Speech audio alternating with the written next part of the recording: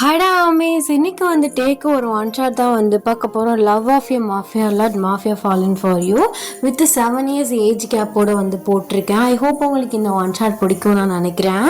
And நம்ம WhatsApp சேனலோட link and insta ஐடியோட லிங்க் அண்ட் ப்ளாக் சேனலோட ஐடி லிங்க்குமே வந்து டிஸ்கிரிப்ஷன் பயோவில் இருக்குது. ஸோ வேறுங்கன்னு ஃபாலோ பண்ணி ஜாயின் பண்ணி சப்ஸ்கிரைப் பண்ணிக்கோங்க. ஸோ வாங்க ஸ்டோரிக்குள்ளே போகலாம். ஸ்டோரிக்குள்ளே போகிறதுக்கு முன்னாடி ஒரு மினி இன்ட்ரோ வந்து பார்த்துடலாம். எப்போதுமே நம்ம ஹீரோனி இன்ட்ரோ தான் ஃபஸ்ட்டு பார்ப்போம். ஹீரோனி நீங்கள் தான், உங்கள் பேர் வந்து ஒய்என். ஆக்சுவலாக நீங்கள் ஒரு கம்பெனியில் வந்து ஒரு சிஇஓக்கு வந்து பிஏவாக வந்து ஒர்க் பண்ணிகிட்ருக்கீங்க. ஸோ உங்களோட கேரக்டர் வந்து பார்த்தீங்கன்னா ரொம்ப ஜாலியான ஒரு கேரக்டர், ரொம்ப சைல்டிஷ்டான கேரக்டரும் கூட. அப்படியே நம்ம ஹீரோ சைடு வந்தால் நம்ம கிம் டயாங், அவர் வந்து மாஃபியா. ஸோ அவரோட கேரக்டர் வந்து பார்த்தீங்கன்னா ஸோ ரொம்ப ரூடான கேரக்டர்னு சொல்ல முடியாது, கொஞ்சம் ஜாலியாகவும் வந்து பேசுவார், ரொம்ப ஃப்ரெண்ட்லியான டைப். பட் எனிமீஸ்க்கு வந்து ரொம்பவே பேட் பாயாக இருப்பார். ஸோ இந்த ஸ்டோரிக்கு இந்த இன்ட்ரோ போதும். ஸோ வாங்க ஸ்டோரிக்குள்ளே போகலாம். The present scene. நீங்கள் சரியான டென்ஷனில் ஹைவே ரோட்டில் வந்து நிற்கிறீங்க. கேபும் இந்த டயத்தில் கிடைக்காது. பஸ் இப்படியா மக்கர் பண்ணும். இப்போ நான் எப்படி போகிறது? இம்பார்ட்டன்டான மீட்டிங் வேறு இருக்குது. போச்சு, என்னையே சார் கொல்ல போகிறாரு அப்படின்னு நீங்கள் புலம்பிட்டு வந்து நிற்கிறீங்க. ஸோ அப்போலாம் வந்து ஒரு பெரிய கார் வந்து நிற்குது. இந்த கார்ட்ட லிஃப்ட் கேட்கலாமா? கொடுப்பாங்களா? ஆபத்துக்கு பாவம் இல்லை ஓயன், கேட்டு ஏறி எப்படியாச்சும் போயிடுடி அப்படின்னு சொல்லிட்டு நீங்கள் அந்த கார் முன்னாடி போய் நிற்கிறீங்க. ஸோ அப்போலாம் அந்த காரோட டோர் வந்து ஓப்பன் ஆகுது, அந்த விண்டோ வந்து ஓப்பன் ஆகுது. ஸோ அப்போலாம் உள்ளே வந்து ஒரு மேன் வந்து உட்காந்துருக்காரு. ஸோ கோட் ஷூட் போட்டு, சார் ஆக்சுவலாக நான் பஸ் மிஸ் பண்ணிட்டேன், இன்னொரு பஸ்ஸில் வந்தேன், அதுவுமே ரிப்பேர் ஆகிடுச்சு. இப்போது நான் இம்பார்ட்டண்டான மீட்டிங் இருக்குது, நான் போயிட்டுருக்கேன், நீங்கள் அங்கே ட்ராப் பண்ணிட்டுறீங்களா அப்படின்னு சொல்லிட்டு நீங்கள் ஒரு அட்ரஸ் சொல்கிறீங்க. ஸோ அவர் கொஞ்ச நேரம் யோசிச்சுட்டு, ஓகே நான் ட்ராப் பண்ணிட்டுறேன், ஆக்சுவலாக அங்கே தான் நானும் போயிட்டுருக்கேன் அப்படின்னு வந்து சொல்கிறாரு. நீங்கள் ஓ அப்படியா, ப்ளீஸ் சார், தேங்க்யூ சார் அப்படின்னு சொல்லிட்டு நீங்கள் வந்து டோரை ஓப்பன் பண்ணி ஸோ காருக்குள்ளே வந்து உட்காடுறீங்க. அவர் உங்களை பார்த்துட்டு, அந்த கம்பெனியில் எம்ப்ளாயா நீங்கள்? அந்த கம்பெனியோட சிஇஓட பர்சனல் பிஏ சார் நான். ஆக்சுவலாக ½ அன் ஹவர் முன்னாடி கிளம்பிட்டேன், பட் பஸ் லேட்டானால மிஸ் பண்ணிட்டேன். சார் கொஞ்சம் கோவக்காரரு, திட்டுவார், அதான். தெரியும், அவன் கோவக்காரன் தான். ஆக்சுவலாக அவன் என் ஃப்ரெண்டு தான். அங்கே தான் நானும் போயிட்டுருக்கேன். உங்கள் கம்பெனிக்கும் எங்கள் கம்பெனிக்கும் தான் மீட்டிங். ஓ, நீங்கள் மிஸ்டர் கிம் டயாங்கா? நான் தான் Kim Dayang. Nice to meet you. Nice to meet you. நான் இது வரைக்கும் உங்களை பார்த்ததில்ல, ஸோ அதனால் எனக்கு தெரியல அப்படின்னு நீங்கள் சொல்கிறீங்க. அப்போ அவர், ஓ மேடம்க்கு என்னையவே தெரிலையா? அது இங்கே வந்து 1 month தான் சார் ஆகுது. ஸோ அதனால் எனக்கு பெருசாக இங்கே உள்ளவங்களை பற்றி யாருமே தெரியாது. பட் நேற்று ஃபைலில் இருந்துச்சு மீட்டிங், இந்த கம்பெனியோட மிஸ்டர் கிம் கம்பெனியோட கிம் டயாங் தான் அப்படின்ட்டு வந்து இருந்தது. எம்ப்ளாயீஸ்லாம் சொன்னாங்க சாரோட ஃப்ரெண்டு தான் அப்படின்னு. அதில் உங்கள் பேர் தெரியும் அப்படின்னு நீங்கள் வந்து ஸோ கிம் டயாங்கிட்ட வந்து சொல்கிறீங்க. இங்கே பாரு, நாங்கள் 2 பேரும் ஒன்றும் ஃப்ரெண்ட்ஸ்லாம் கிடையாது, ஊருக்குள்ளே அப்படி சொல்லிகிட்டு இருக்கானுங்க. எங்கள் அப்பாவும் அவன் அப்பாவும் ஃப்ரெண்ட்ஸு, அவ்வளோதான். மற்றபடி எனக்கும் அவனுக்கு சுத்தமாக ஆகாது. எங்கள் அப்பா தான் ஏதோ ப்ராஜெக்ட் அப்படி இப்படின்னு சொல்லிட்டு மீட்டிங் போக சொல்லி பாடா பார்த்திட்ருக்காரு. மற்றபடி எங்கள் 2 பேருக்கு சுத்தமாக ஆகாது. ஆக்சுவலாக அவன் பொம்பளை பொறிக்காச்சே, நீ எப்படி மேனேஜ் பண்ணிட்டு அதுவும் பர்சனல் பிஏவாக இருக்கா? என்ன சொல்கிறீங்க சார்? அப்படியா? இது வரைக்கும் யாரும் என்கிட்ட இந்த மாதிரி சொல்லையே. அவரும் அந்த மாதிரி எதுவும் என்கிட்ட நடந்துக்கலையே. அது 1 month தானே ஆகுது, உடனே ஆரம்பித்தா ஓடி போயிடுவேன்னு சொல்லிட்டு லேட்டாக ஆரம்பிக்கலான் இருக்கலாம். கொஞ்சம் ஜாக்கிரதையாகவே இரு, அவன் சரியில்லாத ஆள். புரியுதா?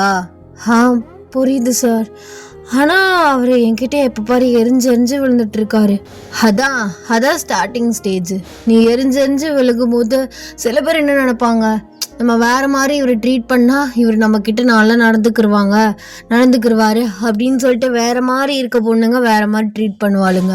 அந்த மாதிரி அவன் அவங்ககிட்ட எக்ஸ்பெக்ட் பண்ணுறான், மற்றபடி ஒன்றும் இல்லை. அப்படிப்பட்டவரா?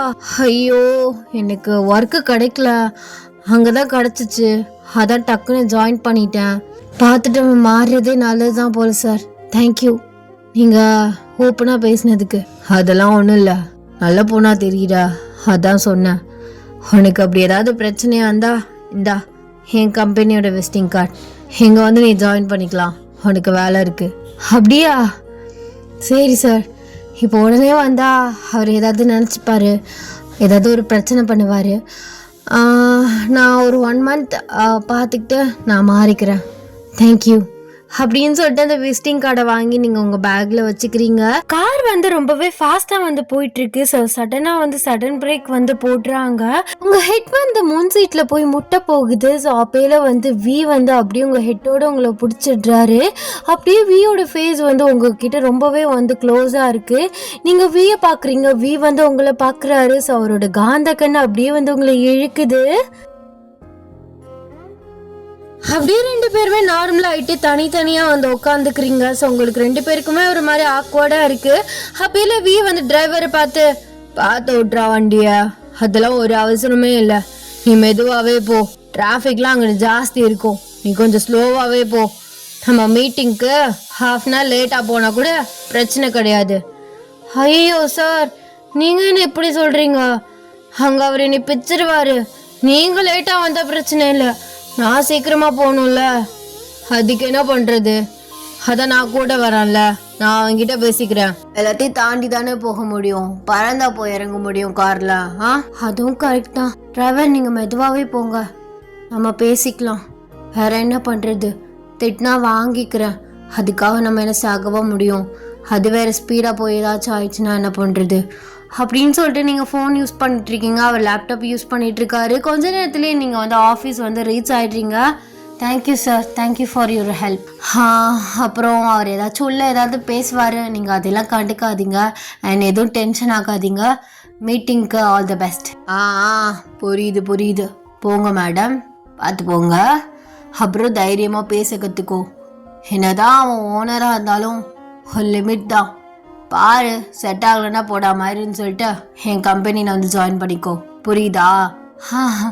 புரியுது சார், பார்த்துக்கிறேன் அப்படின்னு சொல்லிட்டு நீங்கள் முன்னாடி போகிறீங்க. ஸோ அவர் வந்து அவரோட பாடி கார்ட் ஸ்பீடோட பின்னாடி வராரு.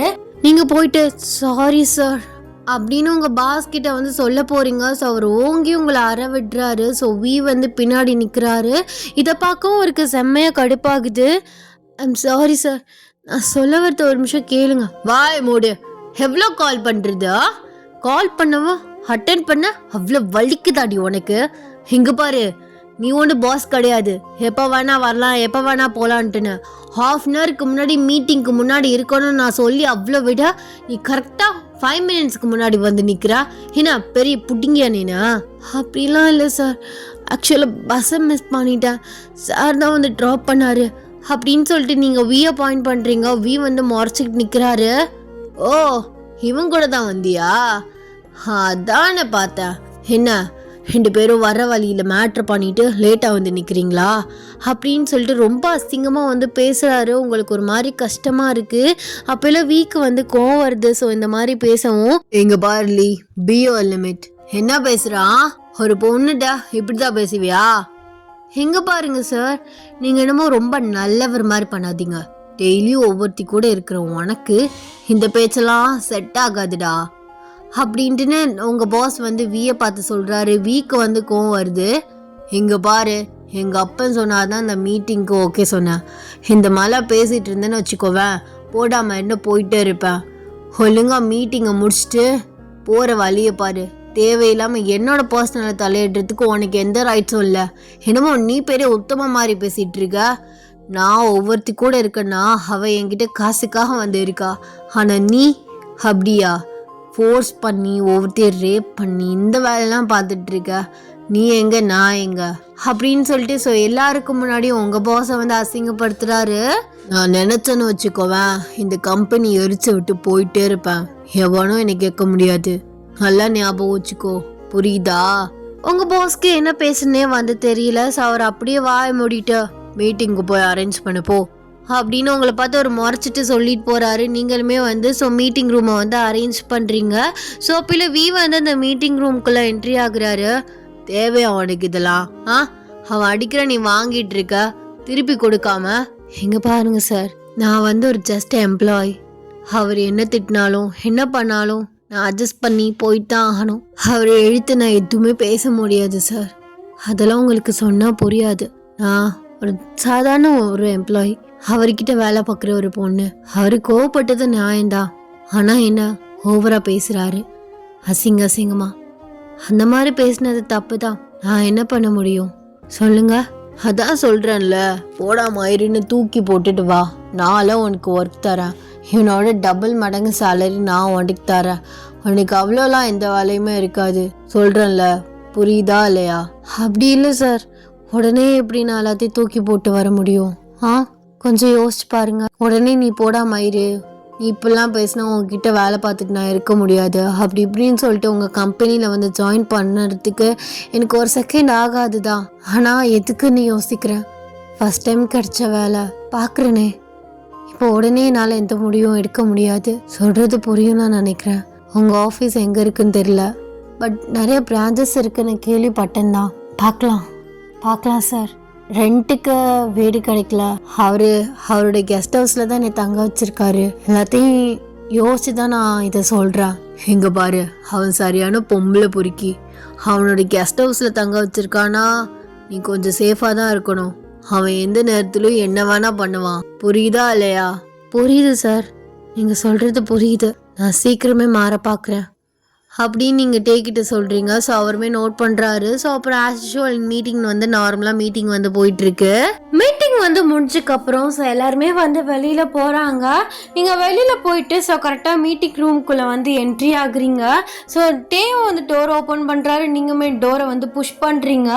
அப்படியே புஷ் பண்ணதோடய அப்படியே வந்து நீங்கள் வந்து ஃபாஸ்ட்டாக அவர் வந்து புல் பண்ணி இழுக்கும் போது நீங்கள் வந்து லைட்டாக வந்து புஷ் பண்ணோம். ஸோ அதில் சாஞ்ச மாதிரி வந்து நம்ம டோரை ஓப்பன் பண்ணுவோம்ல, ஸோ அந்த மாதிரி வந்து ஓப்பன் பண்ணுவோம். அவர் சடனாக ஓப்பன் வந்து டோரை ஓப்பன் பண்ணுவோம். நீங்கள் அப்படியே போயிட்டு அவர் மேலே ஸ்லிப்பாகி வந்து விழுகிறீங்க. அவர் வந்து அப்படியே பேலன்ஸ் மிஸ் ஆகி அவர் வந்து கீழே விழுகிறாரு. நீங்கள் அவருக்கு மேலே வந்து விழுகிறீங்க.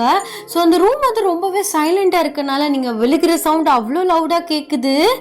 எப்போதுமே சடனாக பேனிக்காக ஏதாவது ஒரு விஷயம் நடந்தால் நம்ம ஹார்ட் பீட் ரொம்பவே ரைஸ் ஆகும். ஸோ உங்கள் ஹார்ட் பீட் அவரோட ஹார்ட் பீட் அவ்வளோ லவுடாக வந்து கேட்குது அந்த சைலண்டான ரூமில். அப்படியே ரெண்டு பேரும் மாறி மாறி வந்து பார்த்துட்ருக்கீங்க. ஐம் சாரி சார், நான் கவனிக்கல. இட்ஸ் ஓகே, நானும் தான் கவனிக்கல.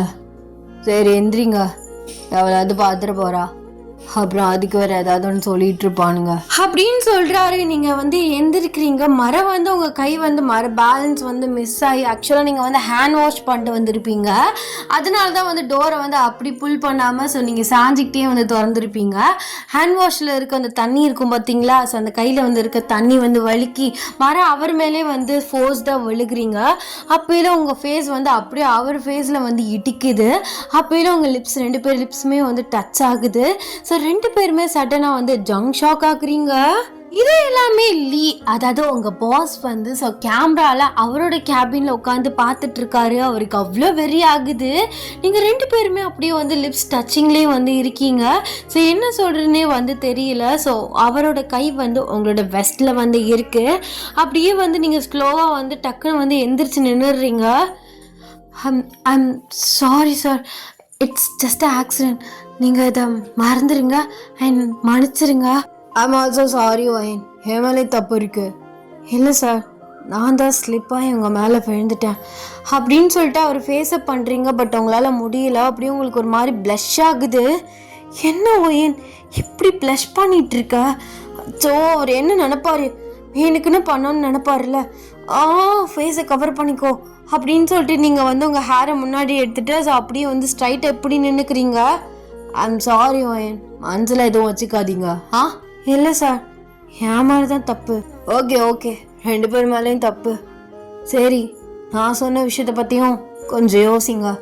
இந்த ஆஃபீஸில் அண்ட் உங்கள் பாஸ் கிட்ட கண்டிப்பாக உனக்கு சேஃப்டிங்கிறது இருக்காது. நீ என் ஆஃபீஸில் வந்து ஜாயின் பண்ணு. நான் வந்து கேர்ள்ஸுக்குன்னு தனியாக ஹாஸ்டல் மாதிரி அரேஞ்ச் பண்ணியிருக்கேன். ஸோ அங்கே கூட நீ ஜாயின் ஆகிக்கலாம், ஒரு ப்ராப்ளமும் கிடையாது. புரியுதா? புரியுது சார், நான் இதை பற்றி யோசிக்கிறேன் அப்படின்னு சொல்லிட்டு நீங்கள் வந்து அந்த ரூமை விட்டு வெளில போகிறீங்க. இது எல்லாமே உங்கள் பாஸ் லீ வந்து ரொம்ப முறைச்சி பார்த்துட்ருக்காரு. ஓ மேடம், இதெல்லாம் யோசனை பண்ண போகிறாங்களா?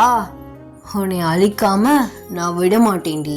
அவன் கம்பெனிலேயே போய் ஜாயின் பண்ணுறேன்னு சொல்கிற, பார்க்குறேன் நீ எப்படி இந்த கம்பெனி விட்டு போகிறேன்னு நான் பார்க்குறேன் அப்படின்னு அந்த மானிட்டரை பார்த்து முறைச்சிக்கிட்டே வந்து அவருக்குள்ளேயே வந்து பேசிக்கிறாரு.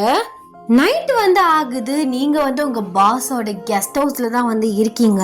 ஸோ சாப்பிட்டு வந்து முடிச்சுட்டு ஸோ அப்படியே வந்து படுத்துகிட்டே வந்து யோசிக்கிறீங்க. சொன்ன ஐடியாவுமே கரெக்டாக தான் வந்து தோணுது. ஸோ அவரோட கம்பெனிலே ஜாயின் பண்ணிக்கலாம் அப்படின்னு உங்களுக்கு தோணுது. நீங்கள் ஃபோனை வந்து எடுத்துகிட்டு ஸோ அந்த நம்பருக்கு வந்து கால் பண்ணுறீங்க. வந்து அட்டென்ட் பண்ணுறாரு. ஹாய் சார், நான் ஒயன் பேசுகிறேன். ஆ சொல்லு ஒயன், என்ன இந்த டைமில் கால் பண்ணியிருக்க? எதுவும் ப்ராப்ளமா? அதே இல்லை சார், நீங்கள் சொன்னதை யோசிச்சு பார்த்தேன். ஸோ நான் இந்த மந்த் எண்டுலே முடிச்சுக்கிறேன். எப்போ நான் ஆஃபீஸ் வரட்டும் அப்படின்னு கேட்குறீங்க. ஸோ அவர் அதை பற்றி வந்து சொல்லிட்டு இருக்காரு. ஸோ அப்போலாம் உங்கள் வீட்டோட காலிங் பெல் வந்து யாரும் அடிக்கிறாங்க. ஒரு நிமிஷம் சார், இந்த டைமில் யார்? லைன்லேயே இருங்க அப்படின்னு ஃபோனை லைன்லேயே வச்சுட்டு ஸோ டோரை ஓப்பன் பண்ணுறீங்க. பார்த்தா உங்கள் பாஸ் வந்து செம்மையாக குடிச்சிட்டு ஷர்ட் பட்டன்லாம் நல்லா வந்து கழட்டி விட்டுட்டு அப்படியே வந்து ரவுடித்தனமாக கையில் வந்து பாட்டிலோடு நிற்கிறாரு. உங்களுக்கு அதை பார்க்க ஷாக் ஆகுது. என்ன சார், இங்கே என்ன பண்ணுறீங்க? குடிச்சிருக்கீங்களா அப்படின்னு கேட்குறீங்க. ஸோ இது எல்லாமே வந்து லைனில் வந்து கேட்டுட்டு தான் இருக்காரு. ஆமாம், குடிச்சிருக்கேன். எதுக்கு இங்கே வந்திருக்கீங்க? ஏன் வீட்டுக்கு? அதுவா, உன்கிட்ட ஒரு டீலிங் பேசணும், அதான் உன் வீட்டு வாசலில் நிற்கிறேன். ஆமாம், இது ஒன்றும் உன் வீடு கிடையாது, இது என் வீடு. உன்னை நான் தங்க வச்சுருக்கேன், நல்லா மைண்டில் வச்சுக்கோ. ஐம் சாரி சார், நான் தெரியாமல் அப்படி சொல்லிட்டேன். என்ன டீலிங் பேசணும்? எதுவும் ப்ராஜெக்ட் பற்றியா? ஆக்சுவலாக நீங்கள் இப்போ நிதானத்தில் இல்லை, ரொம்ப குடிச்சிருக்கீங்க. நீங்கள் வீட்டுக்கு போங்க, நம்ம மார்னிங் ஆஃபீஸில் வச்சு பேசிக்கலாம். அதெல்லாம் முடியாது, எனக்கு இப்போவே பேசி ஆகணும். அது என்ன? கூட மீட்டிங் ஹாலில் என்னடி பண்ணிட்டு இருந்தா? அசிங்க பண்ணி வச்சிருக்கா? ஐயோ சார், ஆக்சுவலாக அது தெரியாம நடந்தது, ஸ்லிப்பானனால. வாய பொத்து, இப்போதானே தெரியுது நீ மார்னிங் லேட்டாக வந்த. அவன் கூட வரையிலே எனக்கு தெரியும் எங்க ரூம் போட்டு வந்தீங்க. ஏன் சார் இவ்வளோ அசிங்கமாக பேசுகிறீங்க? உங்ககிட்ட ஒர்க் பார்க்குறேன், உங்ககிட்ட எம்ப்ளாயாக இருக்குன்னா இவ்வளோதான் கேவலமாக பேசுவீங்களா? இதே மாதிரி தான் காலையில் அவ்வளோ எம்ப்ளாயீஸ்க்கு முன்னாடி அசிங்கமாக பேசுனீங்க. அப்போது நான் பொறுத்துக்கிட்டேன், எல்லாரும் முன்னாடி அடிச்சிங்க அப்படி நான் பொறுத்துக்கிட்டேன். இப்போது திரும்பி குடிச்சிட்டு வந்து இவ்வளோ கேவலமாக பேசிகிட்டு இருக்கீங்க. எனக்கு தெரியும் டி, நீ அப்படிப்பட்ட பொண்ணு தானே. இங்கே பாருங்க, அவ்வளோதான், எனக்கு பொறுமை. இவ்வளோ அசிங்கமாக பேசுகிற வேலையெல்லாம் வச்சுக்காதீங்க. இப்போ எனக்கு அதெல்லாம் தெரியாது, காலையில் அவங்க கூட எல்லாம் பண்ணியில, இப்போ என் கூட நீ இருக்க அப்படின்னு சொல்கிறாரு. ஸோ அவர் சொல்கிறத கேட்டு நீங்கள் ஷாக் ஆகுறீங்க. வந்து என்ன பண்ணுறதுனே தெரியல. ஸோ அவர் டக்குன்னு வந்து காலை கட் பண்ணிவிட்டு கார் கீஸை எடுத்துகிட்டு ஸோ வேமா வந்து உங்கள் பாஸோட வீட்டுக்கு வந்து வராரு. இங்கே பாருங்க, நீங்கள் நினைக்கிற மாதிரி பொண்ணு நான் கிடையாது, நீங்கள் தப்பாக புரிஞ்சுக்கிறீங்க. முதல்ல வெளியில் போங்க, நீங்கள் அதிகமாக குடிச்சிருக்கீங்க. என் வீட்டில் இருந்துக்கிட்டே என்னையே வெளில போக சொல்றியா? இங்கே பாரு, நீ என்கிட்ட வேலை பார்க்குறவ, நான் என்ன சொன்னாலும் நீ செய்ய தான் செய்யணும். இல்லைன்னு வச்சுக்கோவேன், வேலையை பிடிங்க விட்டுட்டு இந்த மாத காசையும் தராமல் துரத்தி விட்டுருவேன். அப்புறம் நீ வெளியில் போயிட்டு வேலைக்கும் சாப்பாட்டுக்கும் டிங்கி தான் அடிச்சிட்டு இருக்கணும். இல்லை பரவாயில்ல, சார் கூட வேலை தரேன்னு தான் சொன்னார். வெளியில் வேறு கம்பெனியில் கூட நான் ட்ரை பண்ணிக்கிறேன், அவர் தரலனா கூட பரவாயில்ல. உங்ககிட்ட இந்த மாதிரி அசிங்க பிடிச்ச மாதிரி வேலையை பார்த்துக்கிட்டு அவங்க கூட அட்ஜஸ்ட் பண்ணி இருக்கணும்னு எனக்கு எந்த அவசியம் இல்லை. அதான் நான் பார்த்தேன். ஆமால, அவன் சொன்னால இன்னைக்கு காலையில், அதை பற்றி கேட்க மறந்துட்டான். அதாண்டி நீ ஆடுற. இங்கே பாரு, அவன் ஒன்றும் நீ நினைக்கிற மாதிரி நல்லவெல்லாம் கிடையாது. ஆக்சுவலா ஹீஸ் அ மாஃபியா. என்ன சொல்றீங்க? மாஃபியாவா? ஆமாண்டி, அவன் ஒரு மாஃபியா. அவன் சாதாரண மாஃபியா கிடையாது, பொண்ணுங்களை விலைக்கு வாங்கி விலைக்கு விற்கிற மாஃபியா. நீயும் சும்மா நச்சுன்னு நறுக்குன்னு சும்மா கும்முன்னு இருக்க. அதான் அவன் வாலண்டரியா உனக்கு வேலை தரேன்னு சொல்லியிருக்கான். நீ அவன் கூட வேலைக்கு போயிட்டேன்னு வச்சுக்கோவேன், அவன் எப்படி ஒரு 2-3 மாசத்துல அவங்கிட்டையாவது வேலையை பேசி அவனை வெத்துருவான். அதுக்கு தான். அப்படியா? இல்லை அப்படிலாம் இல்லை, அவரோட ஃபேஸ் கட் அவரோட பேச்சிலே தெரியுது அவர் மாஃபியாவாகவே இருந்துட்டு போகிறாரு. ஆனால் இவ்வளோ கேவலமான வேலையெல்லாம் பார்க்க மாட்டாருன்னு எனக்கு நல்லா தெரியும். என்னடி தெரியும்? இன்னைக்கு காலைல பார்த்துட்டு இன்னைக்கு நைட்டுக்குள்ளே அவனை பற்றி உனக்கு எல்லாமே தெரியுமா? அப்படின்னு சொல்லிட்டு நீங்கள் பேசிகிட்டு இருக்கும்போதே உங்கள் பாஸ் வந்து உங்கள் மேலே வந்து கையை வைக்கிறான். நீங்கள் தட்டி விட்டுறீங்க. கரெக்டாக வந்து டே வந்து வீட்டுக்குள்ளே வந்து என்ட்ரி ஆகுறாரு. கன் ஷாட் வந்து சவுண்ட் கேட்குது. அவர் வந்து ஒரு பல்பை வந்து சுட்டுறாரு. நீங்களும் உங்கள் பாஸை ஷாக்கடாகி திரும்பி பார்க்குறீங்க. பார்த்தா டே வந்து கன்னோட நிற்கிறாரு.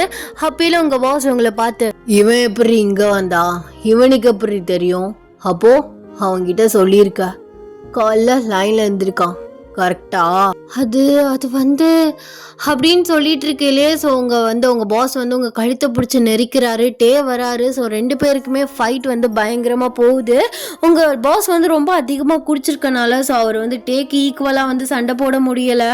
உங்கள் பாஸோட ஃபேமிலி கொஞ்ச நேரத்துலேயே அந்த இடத்துக்கு வர்றாங்க. எல்லாருமே டேவை தனியாக பிடிச்சி வந்து இழுத்துடுறாங்க. உங்கள் பாஸோட அப்பா சொல்கிறாரு, எல்லா வேலையும் நீ தான் பார்த்தியாடி, இனிமே உனக்கு இந்த வீட்லேயும் எங்கள் கம்பெனிலையும் வேலை கிடையாது, உன் மூட்டை முடிச்செல்லாம் கட்டிட்டு கிளம்பி போ அப்படின்னு வந்து சொல்கிறாங்க. உங்களுக்கு என்ன பண்ணுறது என்னன்னே தெரியல. ஸோ நீங்கள் நின்று அழுதுட்டு இருக்கீங்க. அப்படின்ட்டே உங்கள் முன்னாடி வந்து நின்று, எதுக்கு அழுகிற, அதான் நான் இருக்கேன்ல, நான் உன்னை பார்த்துக்கிறேன், உன் திங்ஸ் எல்லாம் பேக் பண்ணிட்டு வா அப்படின்னு சொல்லிட்டு அவர் விறுவிறுன்னு வெளியில் போய்ட்றாரு. நீங்கள் உங்கள் திங்ஸ் எல்லாம் பேக் பண்ணிவிட்டு ஸோ கரெக்டாக வந்து உங்கள் கெஸ்ட் ஹவுஸ்லேருந்து உங்கள் பாஸோட கெஸ்ட் ஹவுஸ்லேருந்து வெளியில் வர்றீங்க. டே வந்து காருக்கு முன்னாடி வெயிட் பண்ணிட்டு இருக்காரு. நீங்கள் அவரை பார்க்காத மாதிரி முன்னாடி நடந்து போகிறீங்க. அவருக்கு எதுவுமே வந்து புரியலை. அவர் ஃபாஸ்ட்டாக உங்ககிட்ட ஓடி வந்து, என்ன ஜோயன், கார் அங்கே இருக்கு, நீ எங்கே நடந்து போயிட்டுருக்க, எங்கே பாருங்க சார், என்னை விட்டுருங்க, இதுக்கு மேலே நான் இன்னொருத்தவங்ககிட்டையும் போய் கஷ்டப்பட விரும்பல, நான் என் வழியை பார்த்துக்கிறேன், இது வரைக்கும் பண்ண ஹெல்ப்பே போதும். என்ன பைத்தியமா நீனு, அவன் சொல்றத வச்சு என்னை தப்பா நினைச்சிட்டு இருக்கியா? இல்லை சார், நான் யாரையும் தப்பா நினைக்கல. இன்னொருத்தவங்களை தப்பா ஜட்ஜ்மெண்ட் பண்ற அளவுக்கு நான் பெரிய ஆளும் கிடையாது. இதெல்லாம் செட் ஆகாது ப்ளீஸ். என்னது செட் ஆகாது? நான் என்ன வா நம்ம கல்யாணம் பண்ணிக்குவோம் அப்படின்னு நான் கூப்பிடுறேன். வந்து என் கம்பெனியில் ஒர்க் பாரு, என்னோட கேர்ள்ஸஸ் ஹாஸ்டலில் சேர்ந்துக்கோ, அவ்வளவுதான். எனக்கு உன்னை இப்படியே விட்டுட்டு போக மனசு வரல, அதான் கூப்பிடுறேன். அப்படி இல்லை சார், மாஃபியா ஃபீல்டு சைடில் நான் இருக்கிறது எனக்கு தான் டேஞ்சர்ஸ். ஸோ அதனால தான் சொல்கிறேன் ப்ளீஸ். என்ன டேஞ்சர்? எனக்கு ஒன்றும் புரியல நீ என்ன சொல்கிறேன்ட்டுன்னு. அதெல்லாம் என்னால் ஓப்பனாக சொல்ல முடியாது சார். நான் அப்படி உங்ககிட்ட சொன்னால் நாளைக்கு அது எனக்கு பிரச்சனையாக கூட வந்து நிற்கலாம். Please try to understand. நானே என்னோடய பர்சனல் பிரச்சனைனால நான் இவ்வளோ தூரம் தள்ளி இந்த நாட்டில் வந்து இருக்கேன். எங்கேயும் நான் மாட்டிக்க விரும்பல. ப்ளீஸ். என்ன ஆச்சு? நீ இப்படி இன்டைரக்டாக சொன்னால் எனக்கு என்ன புரியும்? உங்களுக்கு புரியவே வேணான்னு சொல்கிறேன், புரியுதா இல்லையா? இங்கே பாரு, கடுப்பை கலப்பாதா, ஓங்கி அற விட்டுருவாமா. ஒழுங்கு மரியாதையாக வண்டியில் வந்து ஏறு. மணி என்னன்னு தெரியும்ல, 11 o'clock கிட்ட ஆயிடுச்சு. இதுக்கு மேலே சேஃப் கிடையாது வெளியில் போகிறது. ப்ளீஸ் வா. ப்ளீஸ் சார், நான் எப்படி போனால் உங்களுக்கு என்ன, உங்கள் வேலையை மட்டும் பாருங்க அப்படின்னு சொல்லிட்டு நீங்கள் ஒரு ஸ்டெப்ஸ் வந்து எடுத்து வைக்கிறீங்க. உங்கள் கையை வந்து டைட்டாக பிடிக்கிறாரு. ஏன் சார் ஃபோர்ஸ் பண்ணுறீங்க? நான் தான் சொல்கிறேன்ல எனக்கு உங்கள் கூட வர இஷ்டம் இல்லைன்னு. ப்ளீஸ் கை எடுங்க. அப்படிலாம் எடுக்க முடியாது, நீ என் கூட தான் வர்ற. எனக்கு அப்படிலாம் உன்னை விட்டுட்டு போக மனசு இல்லை. ஒழுங்கு மரியாதையாக வந்து ஏறு, சொன்னா புரிஞ்சுக்கோ. நான் எதுக்கு புரிஞ்சுக்கணும் உங்களை? முதல்ல நீங்கள் என்னை புரிஞ்சுக்கோங்க. ஒரு பொண்ணை ஃபோர்ஸ் பண்ணாதீங்க. நான் பார்த்துக்கிறேன். நான் வேற ஹாஸ்டலில் சேர்ந்து நான் வேற வேலை தேடிக்கிறேன். ப்ளீஸ் கையெடுங்க. இப்போ உனக்கு என்ன பிரச்சனை? நான் மாஃபியாங்கிறது பிரச்சனையா? அப்படிலாம் ஒன்றும் இல்லை. நீங்கள் மாஃபியாவா இருந்தால் எனக்கு என்ன சார் பிரச்சனை? நான் என்ன உங்கள் கட்டிக்க போகிற பொண்ணா? அப்புறம் எதுக்கு இப்படி பிஹேவ் பண்ணுறது தான் நானும் கேட்குறேன். முன்னாடி நல்லா தான் பேசிகிட்டு இருந்தா, கால் பண்ணி கூட சொன்னேன் இந்த மாதிரி அதை ஜாயின் பண்ணிக்கிறேன், எப்போ வரேன்னு கூட கேட்டா. இப்போ என்ன நான் வேணாம், நான் வெளியில் வேலை பார்த்துக்கிறேன் அப்படி இப்படிங்கிற. அப்போ இதுக்கு என்ன அர்த்தம்? என்னை பற்றி அவன் சொன்னதான் உனக்கு பிரச்சனை. பயப்படுறியா உன்னை அவனுக்கு அது வித்துருவேன்னு? சத்தியமா கிடையாது. நீங்கள் எதுக்கு என்னை விற்க போறீங்க? நீங்கள் தான் தெளிவாக சொன்னீங்களே நான் வேற மாதிரி பொண்ணுங்களை தான் அப்படி விற்பேன்ட்டுன்னு. எனக்கு அந்த மாதிரி பயம்லாம் கிடையாது. எனக்கு இந்த மாஃபியா ஃபீல்டில் இருக்கவங்கள சுத்தமாக பிடிக்காது. அதான் ஏண்டி உனக்கு என்ன பிடிக்கணும்னு எந்த அவசியமும் கிடையாது. நீ ஆஃபீஸில் ஒர்க் தானே பார்க்க போற. நான் அப்படி சொல்லலை, நான் ஒர்க் தான் பார்க்க போகிறேன். நாளைக்கு எங்கே நான் உங்கள் கூட இருக்கும்போது எனக்கு ஏதாவது பிரச்சனை வந்துச்சுன்னா என்ன பிரச்சனை? ஏன்னா யாராவது வந்து என்னை வெட்ட வரையில உன்னை வெட்டிட்டு நான் செத்து போயிட்டேன் என்ன பண்ணுறதுன்னு கேட்குறியா? சீச்சி, அந்த மாதிரிலாம் ஒன்றும் கேட்கல. என் ஸ்டோரியே வேற. நான் உங்களுக்கு எக்ஸ்பிளைன் பண்ண முடியாத பிளேஸில் இருக்கேன். நீ எக்ஸ்பிளைன் பண்ணுன்னு தான் சொல்கிறேன், நான் புரிஞ்சுக்கிறேங்கிறேன். நான் எங்கே உங்ககிட்ட சொல்லி உங்கள் மூலியமாக அது வெளியில் போய் பிரச்சனையாகிடுச்சுன்னா என்ன பண்ணுறது? அப்படின்னு நீங்கள் அவரை பார்த்து வந்து கேட்குறீங்க. அவருக்கு வந்து தலையும் புரியாமல் வாழும் புரியாமல் கடுப்பாகுது. இங்கே பாரு ஓயன், இதுக்கு மேலே எனக்கு பொறுமை கிடையாது. நீ எதையுமே முழுசா சொல்லாம தலையும் புரியாம காலும் புரியாம சொன்னீங்கன்னா நான் என்னென்ன நினைக்கிறது? உன் ப்ராப்ளம் என்னன்னு சொல்லு, அதை என்னால் முடிஞ்ச நான் சால்வ் பண்ணி வைக்கிறேன். அப்போ தானே தெரியும். எதுனே சொல்லாமல் அதனாலனா நான் என்னென்னு புரிஞ்சுப்பேன். ஆக்சுவலாக sir, it's a very long story, but I have a time. வா, ஒரு பிரச்சனையும் இல்லை, எங்கேயாவது ஒரு பீச் ஓரமாக உட்காந்து பேசலாம். நீ மனசு விட்டு உன் பிரச்சனை என்னன்னு சொல்லு. என்னால் முடிஞ்ச அளவுக்கு நான் அதை சால்வ் பண்ண பார்க்குறேன். ப்ளீஸ் வா அப்படின்னு கூப்பிட்றாரு. நீங்களுமே கொஞ்ச நேரம் யோசிச்சுட்டு டேயோட காரில் பீச்சுக்கு வந்து போகிறீங்க. அப்படியே அங்கே இருக்க ஒரு ஸ்டோன் பெஞ்சில் வந்து உட்காடுறீங்க 2 பேருமே. டே வந்து கொஞ்சம் உங்கள் பக்கத்தில் வந்து உட்காடுறாரு. நீங்கள் அவரை பார்க்குறீங்க. இல்லை, அப்படி பார்க்காத, கொஞ்சம் ஏர் வந்து அதிகமாக இருக்குல்ல, நீ பேசுறது காது கேட்கலன்னா எனக்கு, அதான் பக்கத்தில் வந்து உக்காந்தேன். எதுக்குடி இந்த முறை முறைக்கிற? இல்லை, சும்மா தான் பார்த்தேன். ஆக்சுவலி என்னடி ஆக்சுவலின்னு ஸ்டார்ட் பண்ணு. என்ன விஷயம்? எதுவும் பர்சனலாக பிரச்சனையா? பர்சனல் லைஃபே எங்கள் பிரச்சனை தான். 2 months பிஃபோர் நான் அப்ராட் போயிருந்தேன். என் ஃப்ரெண்டுங்க ஒர்க் பார்த்துட்ருக்கா, அவளை பார்க்கறதுக்காக அப்ராட் போயிருந்தேன். அப்போல்லாம் நைட்டில் ஒரு பார்ட்டி, அங்கே போயிருந்தோம். ஆக்சுவலாக நான் குடிக்க மாட்டேன், பட் அவள் ரொம்ப ஃபோர்ஸ் பண்ணி என்னை நிறைய குடிக்க வச்சிட்டா. நிதானமே இல்லாமல் ஒரு ரூமில் படுத்திருந்தேன். என் ஃப்ரெண்டை என்னை படுக்க வச்சுட்டு ரூம் டோர் க்ளோஸ் பண்ணிட்டு போயிட்டா. அப்படியில் ஒரு 40 வயசு ஒரு கிழட்டு பையன். ஆக்சுவலாக ஹீஸ் அ மாஃபியா. அவங்களுக்கு மேபி தெரிய சான்ஸ் இருக்கு. பேரு கூட ஹாரி. தெரியும். ஆக்சுவலாக அவர் எனக்கு தெரியும். நீ சொல்லு, நான் அதுக்கப்புறம் சொல்கிறேன். அவர் என்ன பண்ணார்? அவர் என்னை ரேப் பண்ணிட்டாரு அப்படின்னு நீங்கள் சொல்கிறீங்க. ஸோ டே ஷாக்குடாக உங்களை பார்க்குறாரு. இப்போது அவரோட குழந்தைய வயிற்றுல வளருது. எனக்கு என்ன பண்ணுறேன்னு தெரியல சார். அதோட நான் கிளம்பிட்டேன். இந்த விஷயம் அவருக்கு எப்படியோ தெரிஞ்சிச்சுன்னு நினைக்கிறேன். என்னைய நிறைய ரவுடிஸ் வந்து தேடினாங்க. ஆனால் நான் கிளம்பி வந்துட்டேன். எனக்கு என்ன பண்ணுறேன்னே தெரியல. அதனால தான் ஒளிஞ்சு இங்கே வந்து இருக்கேன். ப்ளீஸ் நீங்கள் அவர்கிட்ட மட்டும் இதை சொல்லிடாதீங்க. நான் இந்த குழந்தைய நான் எப்படியாவது பெற்றெடுத்து நான் வளர்த்துக்குவேன். ஆனால் ஒரு மாஃபியா கிட்ட போயிட்டு, அதுவும் அவர்கிட்ட சத்தியமாக என்னால் லைஃப்பை ஸ்டார்ட் பண்ண முடியாது. இப்போ எனக்கு என்ன பண்ணுறதுன்னு தெரியல அப்படின்னு சொல்கிறீங்க. டேக்கு வந்து என்ன சொல்கிறேன்னே வந்து தெரியல. அப்போல அவர் அது வந்து உனக்கு அவர் தான் ரேப் பண்ணார்னு உனக்கு கன்ஃபார்ம்டாக தெரியுமா? கன்ஃபார்ம்டுனா புரியல. ஐ திங்க் உன்னை ஃபோர்ஸ் பண்ணாரா, இல்லை நீ நிதானமே இல்லாமல் காலையில் பார்த்தியா அப்படிங்கிற மாதிரி கேட்குறேன். ஆனால் அவர் என் பக்கத்தில் இல்லை. ஆனால் நான் பார்ட்டியில் பார்க்கும்போது அவர் போட்டிருந்த ஜாக்கெட் என்னோட பெட்டில் பக்கத்தில் இருந்தது. பாத்ரூமில் குளிச்சுட்டு இருந்த சவுண்ட் கேட்டுது. நான் உடனே அந்த இடத்த விட்டு ட்ரெஸ் சேஞ்ச் பண்ணிவிட்டு கிளம்பி வந்துட்டேன். அவரோட ஜாக்கெட்டை வச்சு தான் கண்டுபிடிச்சேன் அவர் தான் அப்படி பண்ணியிருப்பாருன்னு. அதுக்கப்புறம் எனக்கு அங்கே இருக்க மனசு வரல. ஒன்றே இருந்தேன். அதுக்கப்புறம் எனக்கு ஒரு மாதிரி ஆயிடுச்சு. ரவுடிஸ் நிறைய பேர் தேட ஆரம்பிச்சிட்டாங்க. என் ஃப்ரெண்ட்ஸ்க்கு கால் மேலே கால் போயிருந்துருக்கு. அவள் தான் எல்லாருக்குமே டிக்கெட்ஸ்லாம் அரேஞ்ச் பண்ணா. பார்ட்டியில் அவளோட ஐடி கொடுத்தா. அவளுக்கு டிஸ்டர்பன்ஸ் ஜாஸ்தியாக ஆரம்பிச்சிருச்சு. அதுக்கப்புறம் நம்ம இருக்கிறது சரிபட்டு வராதுன்னு நான் கிளம்பி வந்துட்டேன். பார்த்தா பீரியட்ஸ் தள்ளி போயிருந்து. டெஸ்ட் எடுத்து பார்த்தேன், கன்ஃபார்ம் ஆயிடுச்சு. எனக்கு இந்த குழந்தைய அழிக்கவும் மனசு இல்லை. ஒரு உயிரை உலகத்துக்கு வர்றதுக்கு முன்னாடி இப்படி கழிக்கிறது. ஆனால் இன்னொரு சைடு நான் எப்படி இதை ஃபேஸ் பண்ணி என் லைஃப்பில் நான் ஓட போகிறேன்னு தெரியல. எங்கள் வீட்டுக்கு இதை பற்றி எதுவுமே தெரியாது. என்ன பண்ணுறதுன்னு தெரியாமல் இருக்கேன் சார். எல்லோரும் இந்தியாவில் இருக்காங்க.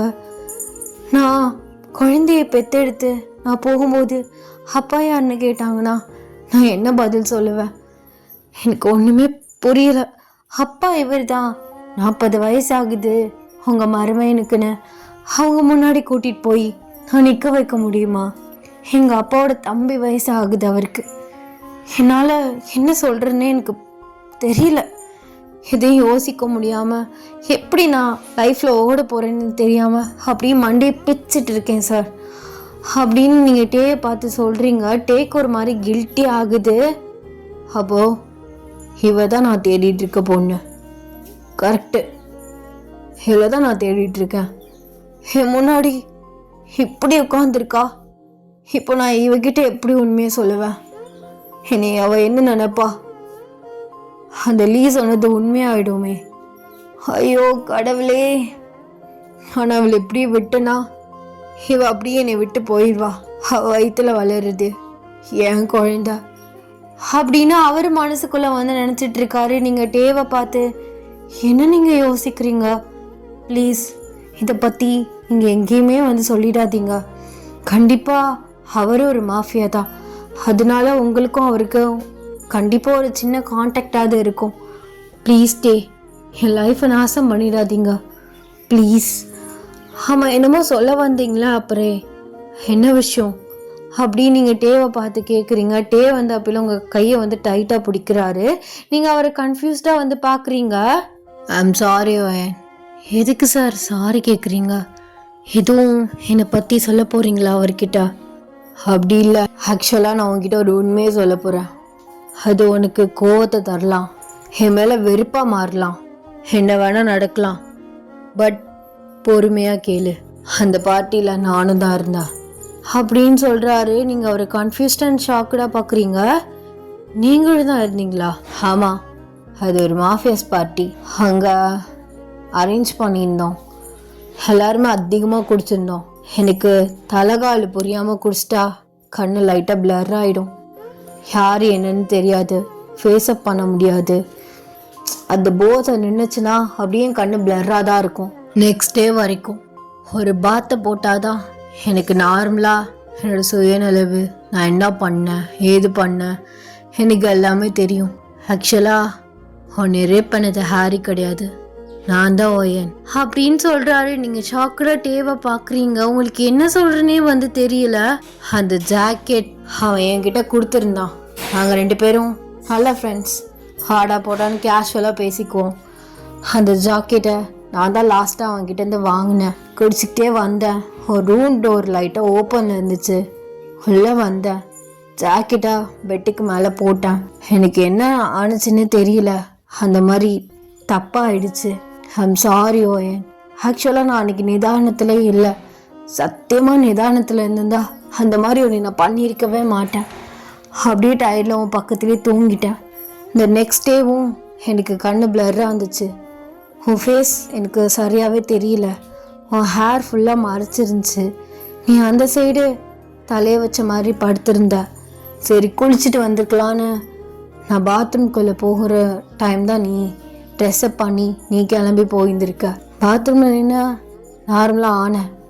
அதுக்கப்புறம் தான் ஒவ்வொன்றா தோணுச்சு, நான் இந்த மாதிரி ஒரு பொண்ணை பண்ணிட்டேன், தப்பு பண்ணிட்டேன் அந்த பொண்ணு கூட. ஆனால் எனக்கு உன் ஃபேஸ் சுத்தமாக ஞாபகம் இல்லை. உன்னை எப்படியாவது மீட் பண்ணி அட்லீஸ்ட் ஒரு சாரியாவது கேட்டுருன்னு நான் நினச்சேன். அதான் என் ஆளுங்களை வச்சு உன் ஃப்ரெண்டு சர்க்கிள்லேருந்து உன்னை பிடிக்க பார்த்தேன். பட் நான் மிஸ் பண்ணிட்டேன். அதுக்கப்புறம் நானும் பேக் டு கொரியா வந்துட்டேன். ஒவ்வொரு டைமும் எனக்கு தோணிகிட்டே இருக்கும், யார் அந்த பொண்ணு, யார் அந்த பொண்ணு, அந்த பொண்ணுக்கு எப்படி இருந்திருக்கும் அப்படின்னு நினைக்கும் போதெல்லாம் எனக்கு பல டைம் தூக்கமே வராது தெரியுமா. ஏன்னா நான் எல்லா பொண்ணுங்க கூட இருந்திருக்கேன் தான். ஆனால் அந்த பொண்ணுங்க விருப்பத்தோடு தான். அந்த பொண்ணுங்க அந்த மாதிரி ஒரு கேரக்டர். அந்த பொண்ணுங்கனால அது எனக்கு அது பெருசாக கில்ட்டி ஆகவும் ஆகாது. பட் நீ யாருன்னே தெரியாத ஒரு பொண்ணு, அவள் பெட்டில் அவள் புக் பண்ண ரூமில் படுத்திருக்கும் போது நம்ம போய் இந்த மாதிரி தப்பு பண்ணிட்டோமே, ரேப் பண்ணிட்டோமே, ஒரு பொண்ணோட லைஃப்பை கெடுத்துட்டோமேன்னு எனக்கு பல டைம் தோணிட்டு உறுத்திட்டே இருக்கும்.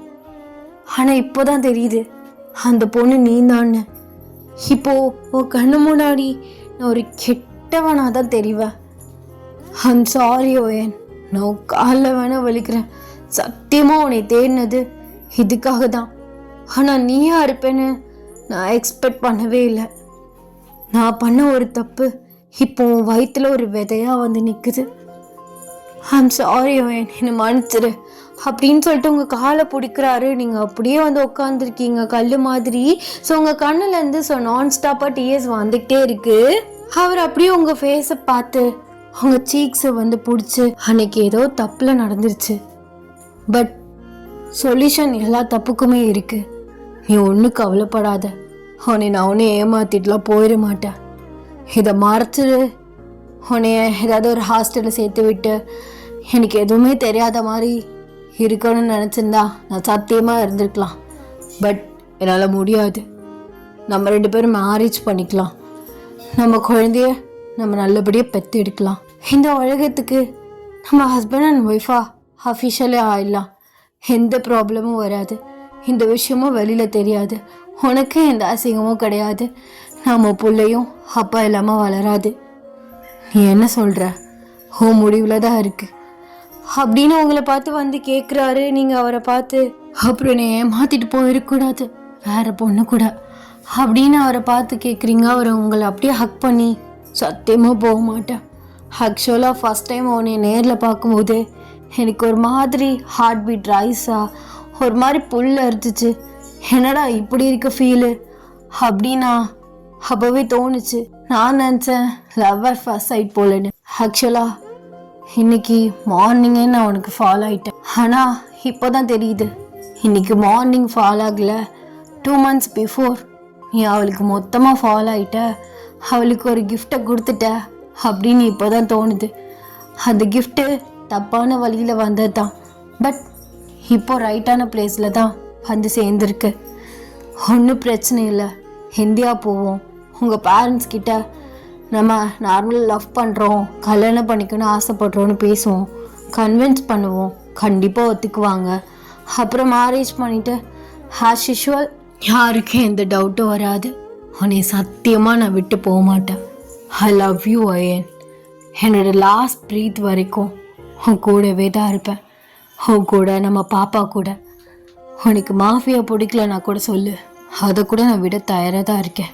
இல்லட்டே, எனக்காக நீங்கள் எதுவுமே விட வேணாம், நீங்கள் நீங்களாகவே இருங்க, நான் நானாகவே இருக்கேன். அதான் 2 பேருக்குமே நல்லது, அதான் லவ்மே கூட.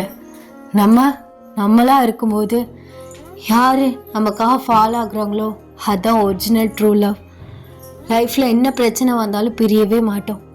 ஒருத்தருக்காக இன்னொருத்தவங்க மாறிட்டோன்னு வச்சுக்கோங்களேன், நாளைக்கு அது பொய்யான லவ்வா, பொய்யான வாழ்க்கையா, ஒரு நடிச்சுக்கிட்டு வாழ்கிற மாதிரி இருக்கும். அது எந்நேரமும் பிரேக் ஆக சான்சஸ் இருக்குது.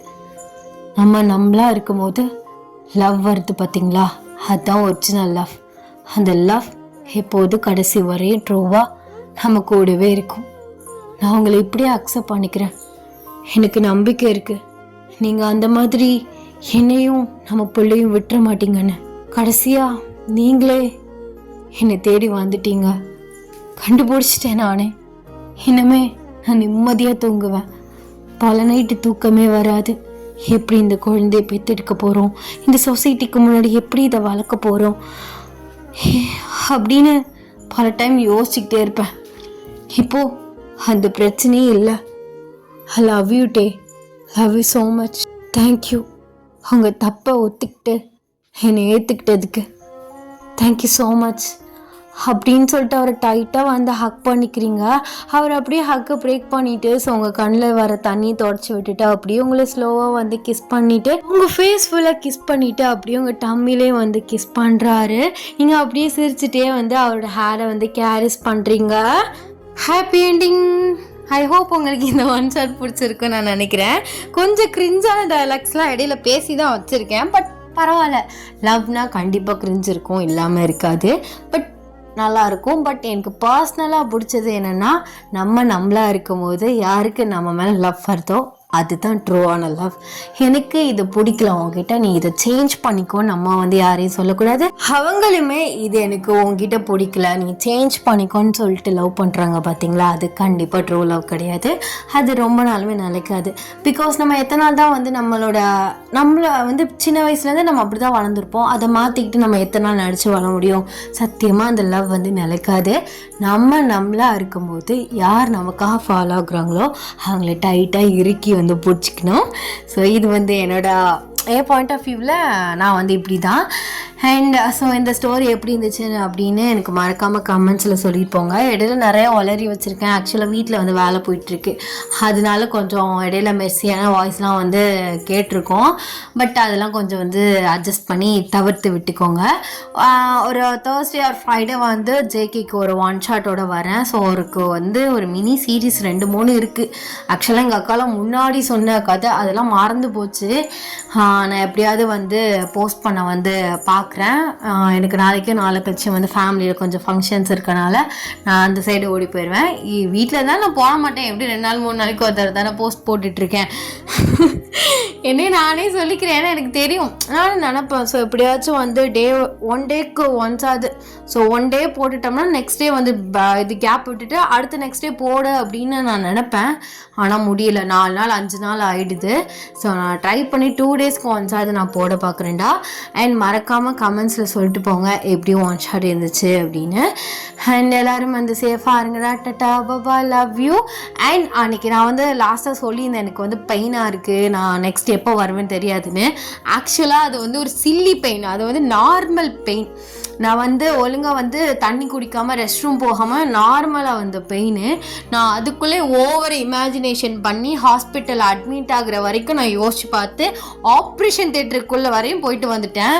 அம்மாடி இப்படி பண்ணுவாங்களே அப்படி பண்ணுவாங்களே, கல்லாயிடுச்சுன்னா என்ன பண்ணுறது, கிட்னி இதாகிடுச்சுன்னா எப்படி பண்ணுறது, அப்படி இப்படி நான் யோசிச்சு நான் ஒரு இமேஜினேஷன் வேர்ல்டுக்கே போய் முடிச்சுட்டு வந்துட்டேன். கடைசியில் பார்த்தா அந்த வலி அன்னைக்கு தான் வலிச்சிச்சு. அதுக்கப்புறம் ஆளையும் காணோம், அட்ரஸையும் காணோம். பட் அப்புறம் தான் தெரியுது அது ஒரு நார்மல் பெயின்னு.